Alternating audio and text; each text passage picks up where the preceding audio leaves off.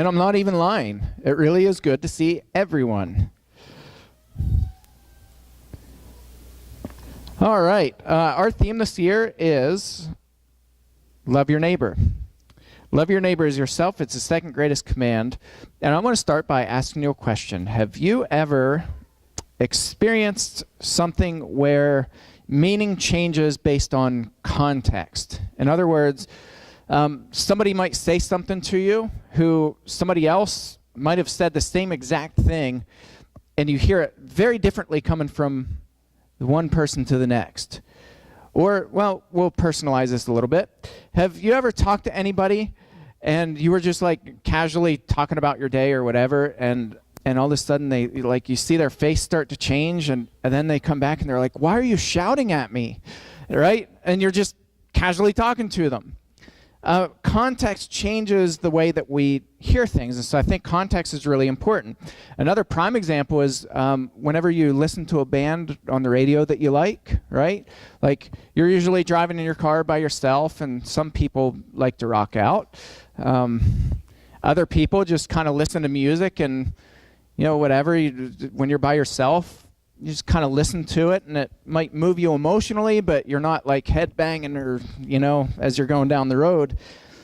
But then you go to a concert and you hear the same exact song, and what happens? Right? Woo! And you're like acting completely different than you were in the car driving down the road by yourself. Context changes the way that we hear things and feel things and experience things. And so I think that's really vital. We're going to be talking about the Sermon on the Mount today, and I think there's some details here that are really important for us to catch. First of all, the Sermon on the Mount is typically called, in other circles, they call it more accurately the Sermon on the Plain. It was a flat area. Traditionally, people think it was like the northwest part of the Sea of Galilee. Jesus spent a lot of time there. In fact, there was a city called Capernaum up on the northwest side of the Sea of Galilee, which sea is a little bit misleading because it was just a lake. It was 11 miles north to south and 6 miles across. So not a real big lake, but Jesus called a lot of his disciples from the Sea of Galilee. They were fishermen by profession. And so Jesus went up and he called a lot of people. So I think it's interesting, first of all, to talk about climate, because you all know me and heat. We just don't agree with each other, and I get very grouchy when I get hot. Jesus is in a region that is sweltering. Okay, I'm not talking like warm. I'm talking like Arizona hot. It's just blistering heat. And it's interesting because all of the pictures that I see of the Sermon on the Mount, it's overcast. It's not overcast in that region. It's never overcast. But all these pictures, it's like it's either really overcast or they put a whole bunch of shade trees, and all these people are just like hanging out under the shade trees, like, sipping their Mai Tais and whatever. And I'm like, no, these people are out in the sunshine. Here is the spot that we believe Jesus preached this sermon. Matthew chapter 5, what Victor just read, and we're going to go back and walk through it a little bit slower. But right here on this spot, traditionally, is where Jesus spoke to the crowd when he gave the Sermon on the Mount. That's the Sea of Galilee that you can see from this spot. Very pretty, but look at the vegetation. Right? Everything's brown. The average temperature year-round, we don't know what it was 2,000 years ago, let's be honest, but today, the average temperature year-round is 95 plus degrees. And that's about 30 degrees too hot for me. But in the sun, when it's, I just looked at the weather for Capernaum this past week. And it's hitting like 106, 108, 109 degrees. Think about sitting out in the sun. When it's 109 degrees out, and people say, well, the humidity makes the difference. And yeah, it does, but hot is hot. And when you're sitting in the sun and you're not protected. There's no vegetation here that's going to protect you. It's not going to give shade. Where Jesus was preaching this sermon, there is no shade. So I'm sorry, fictitious painters. That's just an axe that I have to grind. There is no shade. There were no shade trees. People were exposed out in the sun. And I want you to picture this, because this crowd is coming to Jesus, and they would have had babies, and they would have been despondent. They would have been desperate for help. These were people who weren't like, oh, we're just going to go chill out in the baking sun today and just listen to a sermon for fun. These were people who were desperate for help. These were people with incurable infirmities, people who are desperately sick, people who are living in poverty, people who had broken families, broken homes, people who are desperate for the healing message that Jesus was given. I want you to think about that. Right? This is not people at a convention that's like today. People are like, yeah, I'm going to this religious convention, and I'm going to hear some keynote speakers, and we're sitting inside of an ice cube. Right? Like we have these great big convention centers that are climate controlled, and we're comfortable, and we still complain. We're like, well, I didn't really get out of the message what I thought I would. Right? That's America today. That was not back then. These were people who were utterly and totally and completely desperate. Have you ever met anybody who's been in that position? Who's desperate? Have you ever been there? Right? Have you ever been on your hands and knees desperate? Desperate for hope. Desperate for answers. Desperate for healing. So is this crowd. They come to Jesus, and as they're coming, the crowds would have gathered, they would have sat down, they were hot, they were hungry, they would have been sweating, they would have been baking in the heat. And I want to back up and slow the text down a little bit. Seeing the crowds, and we presume this was thousands of people, because by the way, there was a crowd that was pushing in on Jesus near this same spot when Jesus was so tired and so hungry that he grabbed his disciples and he was like, let's go to the other side of the lake to get rest. They go to the other side, and they were met with the crowd of 5,000 people. That was the same crowd who came from this region. They walked up around the north side of the sea, and they actually beat Jesus and his disciples to the opposite side. That was the 5,000 Jesus fed. See, people in this region were poor, desperate, and broken. So Jesus, seeing the crowds, he went up on the mountain, and when he sat down, which is a typical posture for somebody who's teaching large crowds, his disciples came to him. We don't know why his disciples came to him. Matthew doesn't give us any insight into that, but the disciples came to Jesus as they see these big crowds gathering, and maybe it was something similar to what happened on the opposite side of the lake, where they were like, okay, how do we feed these people? What do we do with them? What do we do with all these people who are coming to be healed, and they're pressing in against us, and they're desperate, and what do we do? What do we do? What do we do? That's kind of the sense that I get, is that his disciples are coming to him saying, Jesus, what do we do with this crowd? This is interesting. Seeing the crowds, Jesus goes where? Away from them. He goes up on a mountain. And it is possible that his disciples came up and said, Jesus, what are you doing? These people are desperate. They came here to see you. They came here to hear you. And you're escaping. You're running away. You're getting away from them. What are you doing? They need you. His disciples came to him. He can see the crowd. And he opened his mouth and taught them. The question is, who is the them? And most people agree that he's not teaching the crowd. He's teaching his disciples, seeing the crowd. He's looking at the crowd, he sees the crowd, and he begins teaching not the crowd, but he's teaching his disciples. And listen to what it says. See if this takes on any new meaning to you. Right? Because we packaged the Beatitudes into this nice little neat, put on a postcard and give to somebody to cheer them up. We completely strip it from its context. And I think the Beatitudes are Jesus speaking to his disciples with a crowd that is absolutely broken and desperate right in the backdrop. And it's not the first time that Jesus has done this.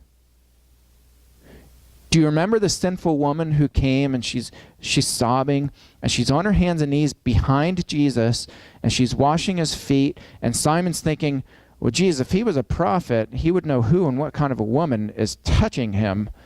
Ugh. Luke records this, and Jesus, turning towards the woman, answered to Simon. Do you think that took on a different meaning for Simon? He wasn't looking at Simon, he was looking at the woman, and the first words that Jesus says are, Simon, do you see this woman? As he's looking at the woman who's on her hands and knees, humiliated, scrubbing Jesus' feet with her hair. I think Jesus has his back turned towards the crowd. I think his disciples are looking toward the crowd. And Jesus begins to teach them, his disciples, saying this. Blessed are the poor in spirit. Do you think there was anybody in that crowd that day who was poor in spirit? I'd say so. For theirs is the kingdom of heaven. Blessed are those who mourn. It's interesting, isn't it? Takes on a little different meaning. The people who are desperate, the people in that crowd who are coming desperate to find healing. Do you think there was anybody in that crowd who was crying? Do you think anybody in that crowd was so desperate and they were like, okay, what's Jesus doing on this mountainside? Why is he not speaking to us? Why is he up there with his little clique? Why is he with his group when we are so desperate? We're desperate. Our kids are dying, and whatever ailments they had, they were desperate for Jesus. Jesus has his disciples looking at the crowd. He's teaching them. He says, blessed are those who mourn, for they shall be comforted. What's he saying to his disciples? You better comfort these people. Blessed are the meek, for they shall inherit the earth. Isn't it interesting? Jesus isn't saying, blessed are the strong leaders, blessed are the disciples, because you were hand-selected by God himself, and you're going to receive all these blessings. Jesus isn't saying that. He's saying, blessed are those people who are poor in spirit. Blessed are those people who mourn. Blessed are the meek, for they shall inherit the earth. Blessed are those who hunger and thirst. And I wonder, when I read this, I wonder if Jesus put a very long pause here. Right? And we don't know if this was before or after. Some people think this was very late in Jesus' ministry. Even though it comes early in Matthew, it's chapter 5. We think that a lot of people think that this was really towards the tail end of Jesus' ministry. If that's the case, then a lot of the people in this crowd would have been people whom Jesus miraculously fed when he fed the 5,000 on the opposite side of the lake. I wonder if Jesus paused here and said, blessed are those who hunger and thirst, and let them process that for a little bit. And they're thinking physical food. They're thinking, okay, is Jesus going to feed this crowd again like he did before? And then he continues, they hunger and thirst for righteousness, for they shall be satisfied. Blessed are the merciful, for they shall receive mercy. It's interesting because what I see happening in this talk is Jesus shifts from talking about them to now he begins addressing his disciples as they're still looking at the crowd. Blessed are the merciful. What's he saying? You better be merciful disciples of mine. You better have mercy on people. You better be patient with people. You better be kind to people. Be people of mercy, for they shall receive mercy. Blessed are the pure in heart, for they shall see God. Blessed are the peacemakers. Now it's interesting, it's not peacekeepers, it's peacemakers. People who actively make peace. They make it a habit of making peace. Blessed are the peacemakers, for they shall be called sons of God. Blessed are those who are persecuted for righteousness' sake, for theirs is the kingdom of heaven. By the way, when somebody's telling you that you're going to be persecuted, out of context, if somebody just comes to you and is like, Bob, you're going to be persecuted. At some point, you'll be persecuted. Is that going to take on much deep meaning? Is that going to make you think, okay, I really need to consider this being persecuted bit because, man, my time is coming? I don't think it would take on as much meaning as if there's a crowd standing behind you of broken people, desperate people, sick people, weak people, people who are just desperate for healing and for hope. And then somebody starts saying, and blessed are those who are persecuted. And the reason I say it takes on a different meaning is because now you're not being persecuted just because you're a Christian, just because you follow Jesus. You're being persecuted because of them. You're being persecuted because you love your neighbor and you love your God, and you would do anything to love him first and to love them as well. And that makes persecution a little bit more, I don't know, meaningful is not the right word, but maybe more impactful. It makes it a little more enduring, because you're not just being persecuted for the sake of being persecuted. There are faces behind that. In verse 11, blessed are you when others revile you and persecute you and utter all kinds of evil against you falsely on my account. Rejoice and be glad, for your reward is great in heaven, for so they persecuted the prophets who were before you. You see, I think it becomes a lot easier to defend Christ and a lot easier to defend people when there's meaning behind that persecution. Because, right, when people say mean things about us, when people say mean things about our religion, when people say mean things about our God, our instinct is to get defensive. And we're like, well, and like we say all kinds of things back, and we retaliate, and we get agitated, and we get irritated, frustrated. But when you're ministering to people who are desperate, you're not as quick to get agitated when people mock your faith, are you? Why? Because that doesn't matter. In the context of things, when you're ministering to people who are broken and hurting and desperate for hope, people can mock your faith all day long.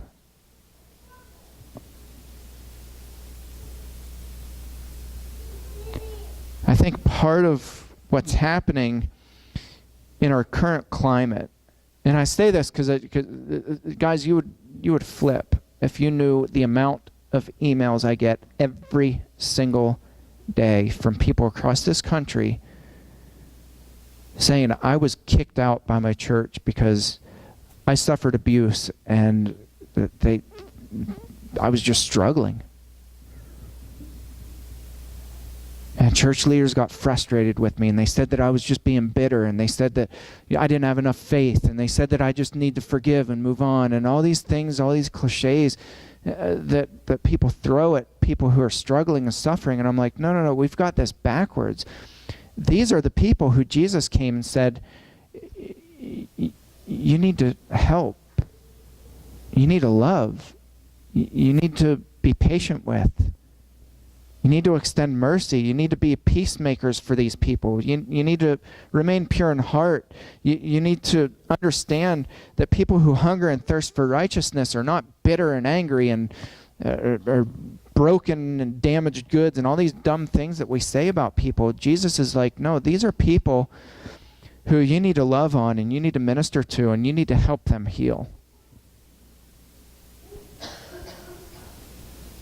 And I would like to think anyway, that at the end of the Sermon on the Mount, Jesus' disciples were so moved by that sermon. It wasn't just like, oh, good job. They weren't high-fiving Jesus and like, good sermon, Jesus. I think they were genuinely moved by this sermon, and they were moved to tears. And they were moved to action. And how do I know that? Because, well, we see Jesus' disciples move to action. We see Jesus' disciples after he ascends move to action. They were compassionate. They were kind to people. They were merciful to people. All the things that Jesus preached in this sermon, his disciples were living out. After Jesus died, was resurrected, and ascended. It's pretty cool, isn't it? I want to urge you and encourage you this week, right now, today, find somebody who's hurting, somebody who's broken, and live this out. Don't just gloss over it and don't read it and be like, okay, blessed are peacemakers. Like, actually read this in its context. Go out and bless people this week. There are plenty of people who are desperate for hope. Find them and be Jesus to them. If there's anybody this morning who's not yet put Christ on in baptism, we encourage you to come forward. Or if anybody has any prayer needs, we ask you to either come forward or you can go back and our shepherds will pray over you. We invite you to do that as we stand and sing.